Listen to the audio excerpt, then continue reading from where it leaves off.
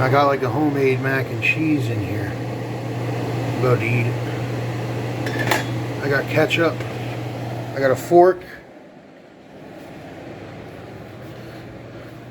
I got everything I need to eat this homemade mac and cheese. Alright, hold on a minute. Oh, it smells like homemade mac and cheese. Oh yeah. It's got that smell to it. Ketchup.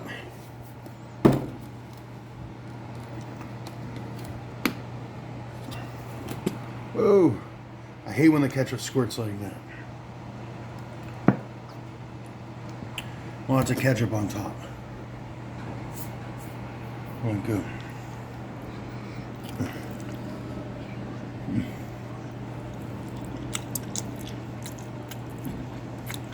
Mm-hmm. Yeah, I almost got ripped off for $40 Pizza Hut again.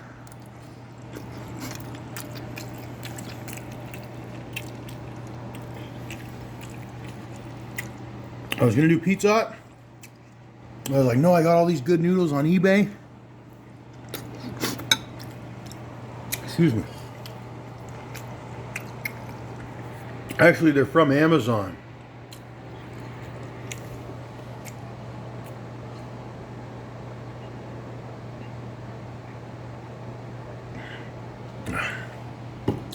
This is the first time I eaten today. I know probably some people like it. It looks better with just the cheese on it, but I like ketchup.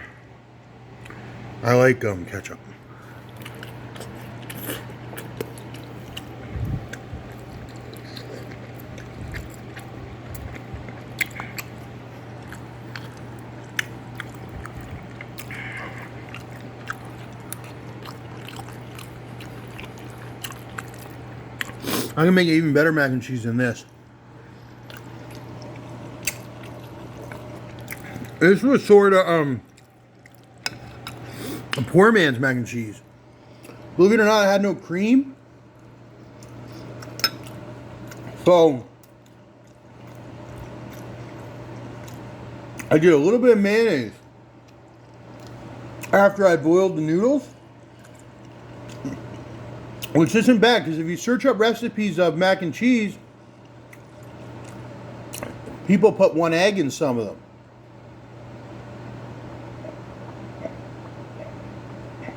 Mayonnaise has a little egg in it, but it also has a little bit of a creamy texture. So I didn't do too much, just a little bit.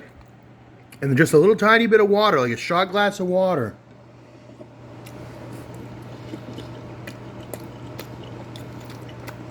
And then just all the cheese.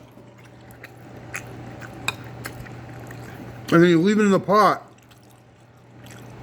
for 30 minutes. Just turn the heat off, but get it to where it's boiling, sorta. Again, with the noodles and the cheese and everything, put a lid on it. Boom, bada, bing.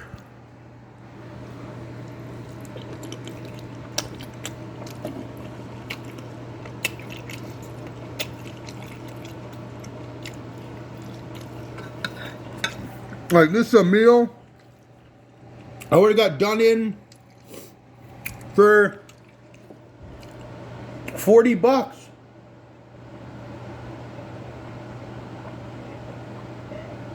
When it really only cost me way less.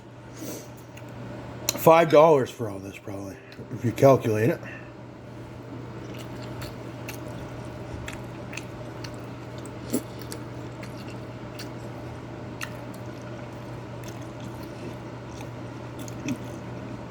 And honestly, there's more than one meal here.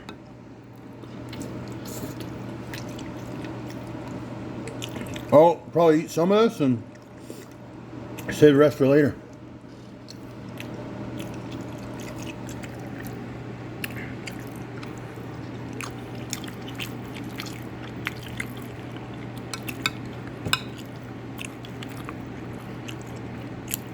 Some of it stuck to the bottom, but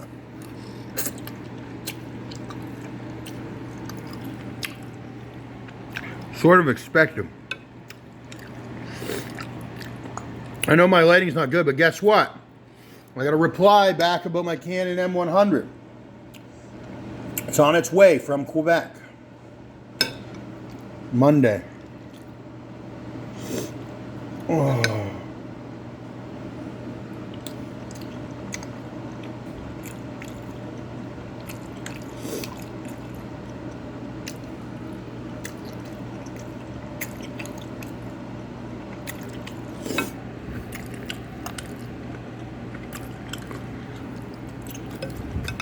Because I get dunned in by the, I've been getting dunned in by Pizza Hut and Domino's for over 10 years. In the beginning, and for a long time, throwing the, maybe like, I could sit there and make it myself, but then after 10 years goes by, you're supposed to have this much money saved, but you don't. And you're supposed to have this, that, and the other. You could have had this, that, and the other because you were eating the damn Pizza Hut. It's so expensive. Like, literally, if you're budgeting, which everybody is, even the richest,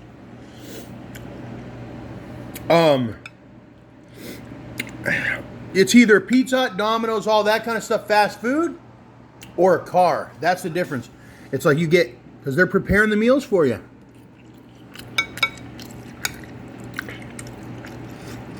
So you're literally choosing the convenience of them delivering it to you and they have the car.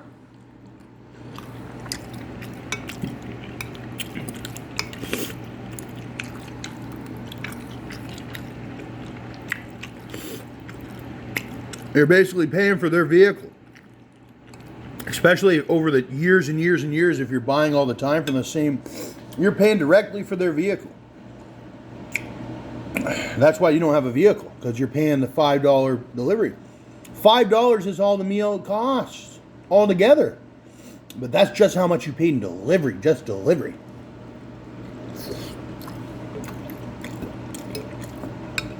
You were really still are throwing your fortune away. $40?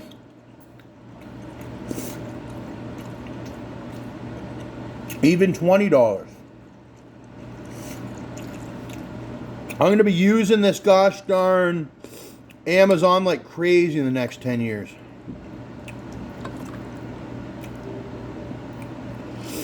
Because they deliver it right to your door. It's like one of the best investments.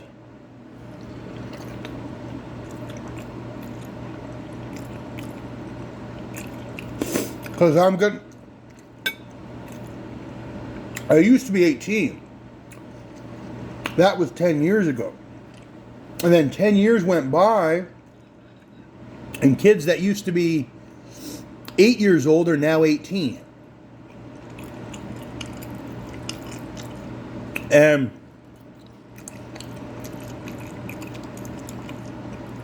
my age can take advantage of that. I can have this young 18-year-old delivering my packages, and I don't even have to lift a finger. Because that's what we set up for ourselves. Like, he's literally carrying. Like, I know how it is to go to the grocery store and you buy big boxes of soda cans and whatnot. You got to carry them up. Makes me not even want to buy them. But Amazon, they carry my boxes of soda all the way up to my apartment for me.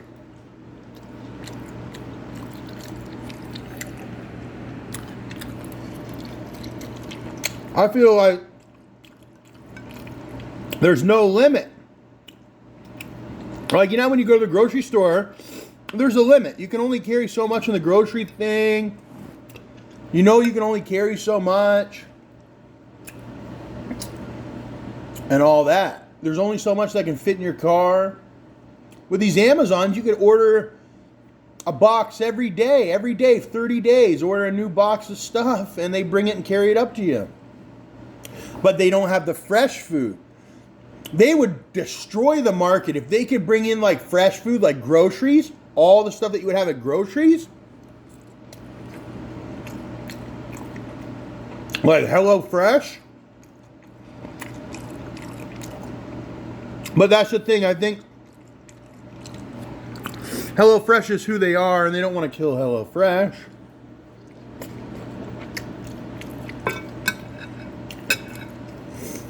They have it in some markets. They don't have it in my market. It really amazes me how they say how much bigger of a market the United States is. I feel like, well, you know how I feel it? When I'm on my computer, I don't feel it. As soon as you start to look local, you see it. We have limited stores. Limited resources.